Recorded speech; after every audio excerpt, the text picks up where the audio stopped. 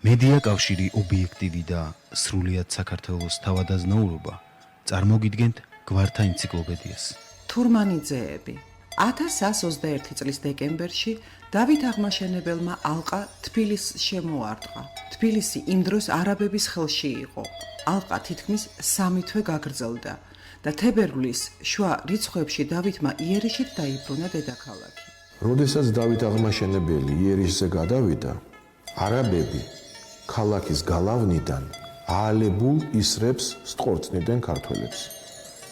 ბრძოლაში მონაწილეობდა დავით აღმაშენებლის ვაჟიც დემეტრე ბატონიშვილი, ის ცხენზე ყოფილა ამხედრებული და როგორც ლეგენდა გვამცნობს, მას ფეხში 2 აალებული ისარი მოხვედრია, ძალიან ღრმა ჭრილობა და ძლიერი დამწვრობა მიუღია და დავითის ამალაში მყოფი მკურნალები მას ვერ შველიდნენ.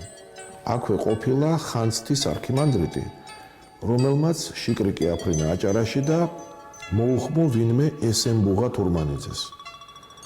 ამ დროს უკვე თურმანიძეები ყოფილან განთქმული მკურნალები როგორც აჭარაში, ასევე მესხეთში და აი ეს ესენბუღა ჩამოვიდა საგვარეულო ნელსაცხებლების გამოყენებით, მან ძალიან სწრაფად ფეხზე დააყენა დემეტრე ბატონიშვილი და უმკურნალა მას.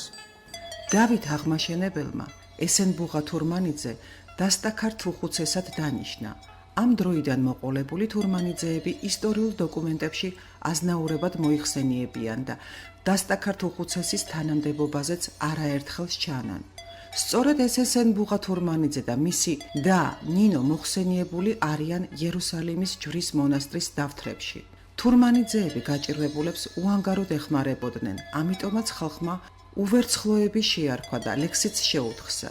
ძირულა ადიდებულა ყვირილას მიაქვს ხიდიო, თუ კი წამალი გინდოდეს თურმანიძესთან მიდიო.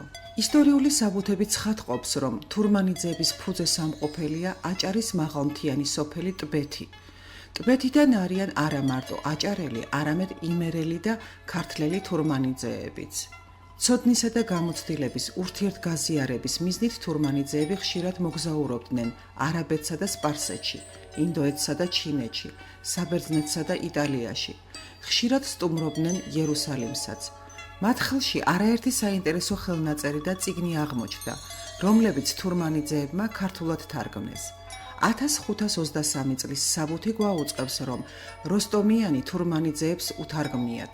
იმერეთის მეფის ალექსანდრე მეხუთის მდივანმწიგნობარიც ლეონტი თურმანიძე ყოფილა. თურმანიძეთა სახელი ქვეყნის ფარგლებსაც გასცდა.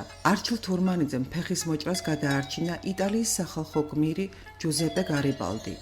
თურმანიძეებმა თავისი მოღვაწეობით ქართველი ხალხის სიყვარული და პატივისცემა დაიმსახურეს. ღმერთმა უმრავლოს საქართველოს თურმანიძეები.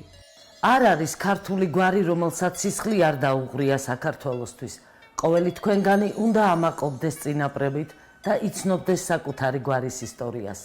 უნდა ვიღვაწოთ, რომ თითოეული გვარის ისტორიას იცნობდეს მთელი საქართველო.